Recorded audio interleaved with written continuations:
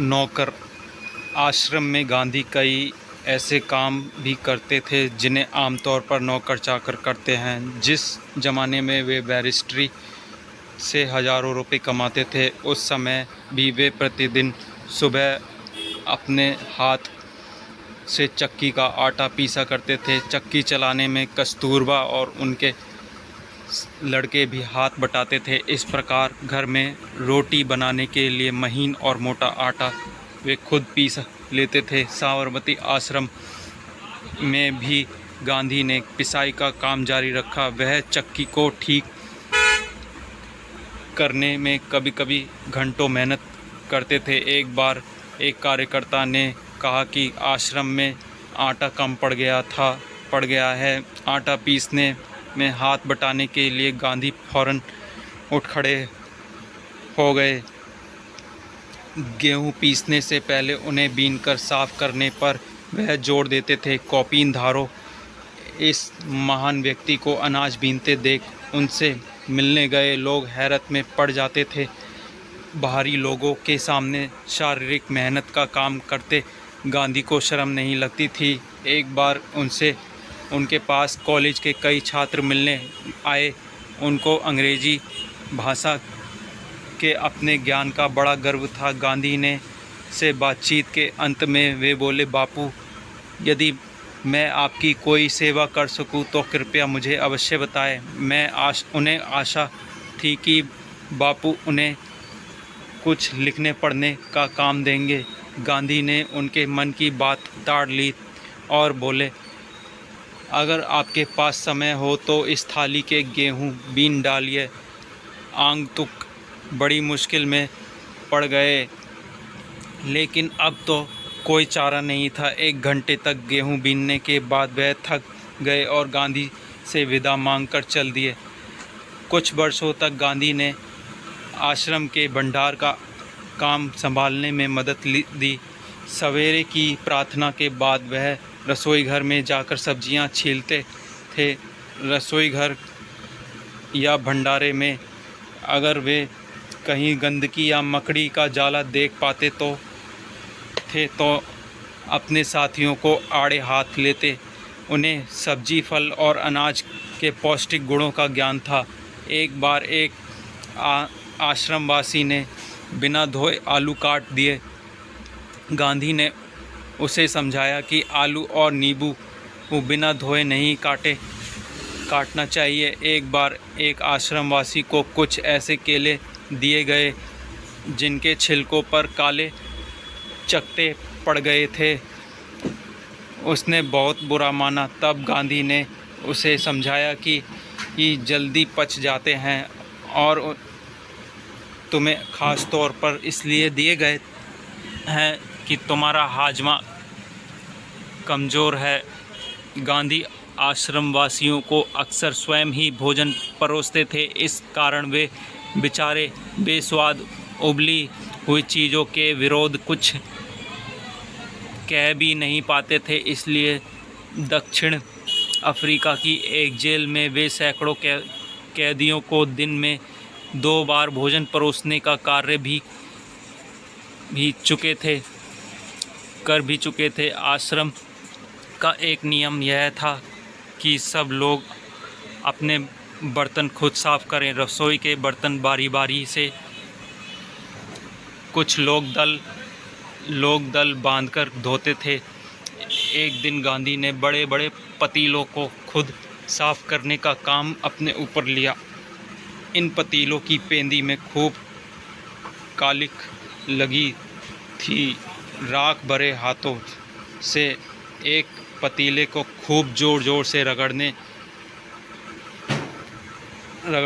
में लगे हुए थे कि तभी कस्तूरबा वहाँ आ गई। उन्होंने पतीले को पकड़ लिया और बोली, यह काम आपका नहीं है, इसे करने को और बहुत से लोग हैं। गांधी को लगा कि उनकी बात मान लेने में ही बुद्धिमानी है और वे चुपचाप कस्तूरबा को उन बर्तनों की सफाई सौंप कर चले आए। बर्तन एकदम चमकते ना हो तब तक गांधी को संतोष नहीं होता था।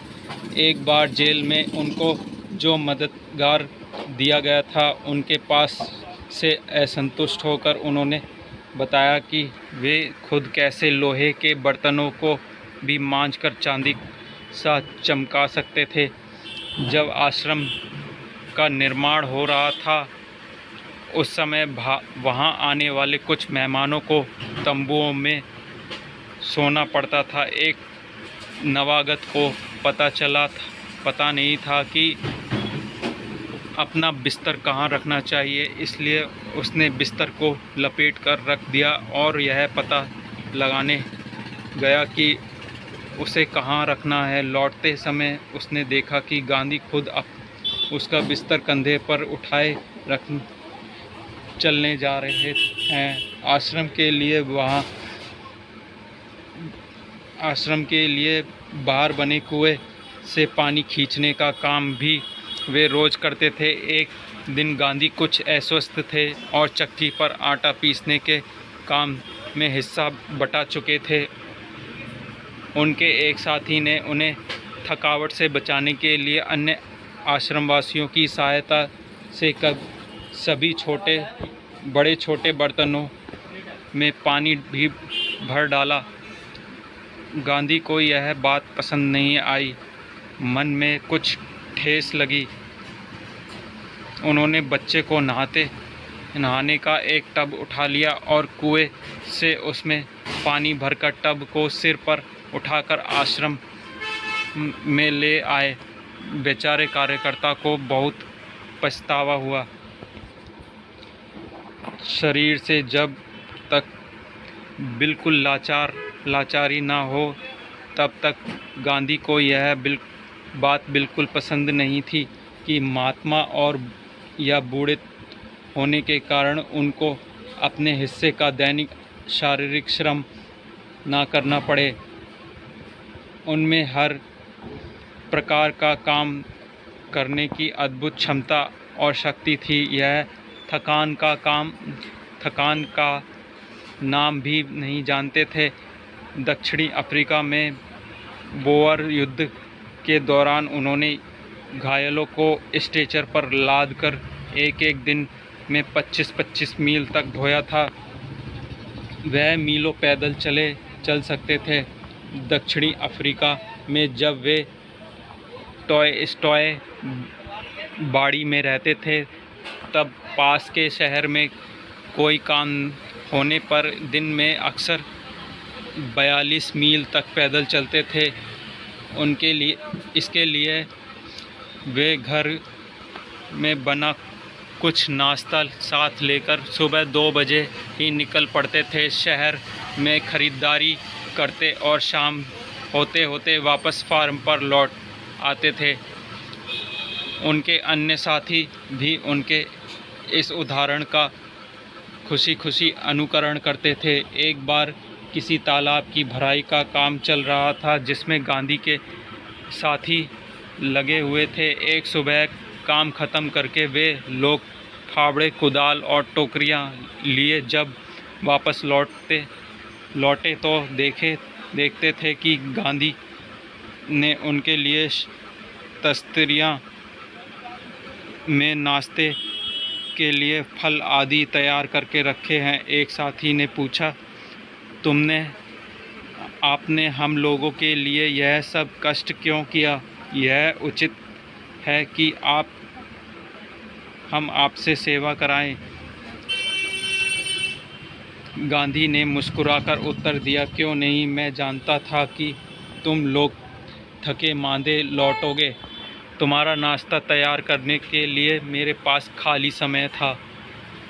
दक्षिणी अफ्रीका में रहने वाले भारतीयों के जाने माने नेता के रूप में गांधी भारतीय प्रवासियों की मांगों को ब्रिटिश सरकार के सामने रखने के लिए वह एक बार लंदन गए। वहाँ उन्हें भारतीय छात्रों ने एक शाकाहारी भोजन में निमंत्रित किया। छात्रों ने इस अवसर के लिए स्वयं ही शाकाहारी भोजन तैयार करने का निश्चय किया।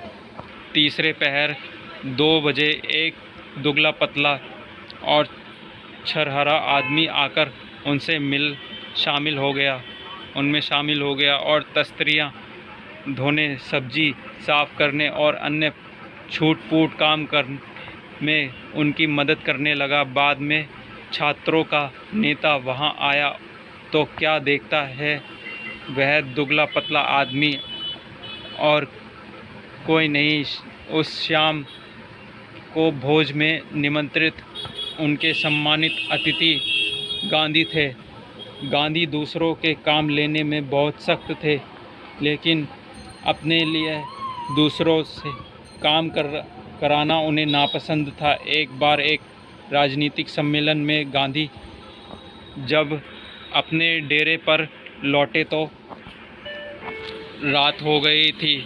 सोने से पहले वे अपने कमरे का फर्श बुहार रहे थे। उस समय रात के 10 बजे थे। एक कार्यकर्ता ने दौड़कर गांधी के हाथ से बुहारी ले ली। जब गांधी गांव का दौरा कर रहे होते उस समय रात को यदि लिखते समय लालटेन का तेल ख़त्म हो जाता तो वे चंद्रमा की रोशनी में ही पत्र पूरा कर लेना ज़्यादा पसंद करते थे, लेकिन सोते हुए अपने किसी थके हुए साथी को नहीं जगाते थे। नोआखाली पदयात्रा के समय गांधी ने अपने शिविर में केवल 2 आदमियों को ही रहने की अनुमति दी। इन दोनों को यह मालूम था कि खाकरा कैसे बनाया जाता है। इस पर गांधी स्वयं रसोई में जा बैठे और निपुण रसोइये की तरह उन्होंने खाकरा बनाने की विधि बताई। उस समय गांधी की अवस्था 18 वर्ष की थी। गांधी को बच्चों से बहुत प्रेम था। अपने बच्चे के जन्म के 2 माह बाद उन्होंने कभी किसी दाई को बच्चे की देखभाल करने के लिए नहीं रखा। वे मानते थे कि वे बच्चे के विकास के लिए माँ बाप का प्यार और उनकी देखभाल अनिवार्य है। वे माँ की तरह बच्चों की देखभाल कर सकते थे, खिला पिला और बहला सकते थे। एक बार दक्षिणी अफ्रीका में जेल से छूटने के बाद घर लौटने पर उन्होंने देखा कि उनके मित्र और पत्नी श्रीमती पोलक बहुत ही दुबली और कमज़ोर हो गई हैं। उनका बच्चा उनका दूध पीना छोड़ता नहीं था और वह उसका दूध छुड़ाने की कोशिश कर रही थी। बच्चा उन्हें चैन नहीं लेने देता था और रो रो कर उन्हें जगाए रखता था। गांधी जिस दिन लौटे उसी रात से उन्होंने बच्चे की देखभाल का काम अपने हाथों में ले लिया। सारे दिन बड़ी मेहनत करने, सभाओं में भाषण देने के बाद 4 मील पैदल चलकर गांधी कभी कभी रात को 1 बजे घर पहुंचते थे और बच्चे को श्रीमती पोलक के बिस्तर पर से उठाकर अपने बिस्तर पर लिटा लेते थे। वह चारपाई के पास एक बर्तन में पानी भरकर रख लेते ताकि यदि बच्चे को प्यास लगे तो उसे पिला दें, लेकिन इसकी ज़रूरत ही नहीं पड़ती थी। बच्चा कभी नहीं रोता और उनकी चारपाई पर रात में आराम से सोता रहता था। एक पखवाड़े तक माँ ने अलग सुलाने के बाद बच्चे ने माँ का दूध छोड़ दिया। गांधी अपने से बड़ों का बड़ा आदर करते थे। दक्षिणी अफ्रीका में गोखले गांधी के साथ ठहरे हुए थे। उस समय गांधी ने उनके दुपट्टे पर इस्त्री की। वह उनका बिस्तर ठीक करते थे, उनको भोजन परोसते थे और उनके पैर दबाने को भी तैयार रहते थे। गोखले मना करते थे, लेकिन गांधी नहीं मानते थे। महात्मा कहलाते से बहुत पहले एक बार दक्षिण अफ्रीका से भारत आने पर गांधी कांग्रेस के अधिवेशन में गए। वहाँ उन्होंने गंदे पखाने साफ़ किए और बाद में उन्होंने एक बड़े कांग्रेसी नेता से पूछा, मैं आपकी क्या सेवा कर सकता हूँ। नेता ने कहा, मेरे पास बहुत से पत्र इकट्ठे हो गए हैं जिनका जवाब देना है। मेरे पास कोई कारकुन नहीं है जिसे यह काम दूँ। क्या तुम यह काम करने को तैयार हो? गांधी ने कहा, ज़रूर, मैं ऐसा कोई भी काम करने को तैयार हूँ जो मेरी सामर्थ्य से बाहर ना हो।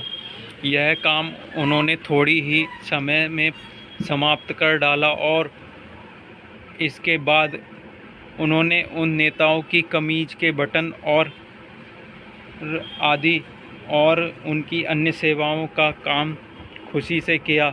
जब कभी आश्रम में किसी सहायक को रखने की आवश्यकता होती थी तब गांधी किसी हरिजन को रखने का आग्रह करते थे। उनका कहना था, नौकरों को हमें वेतनभोगी मजदूर नहीं, अपने भाई के समान मानना चाहिए।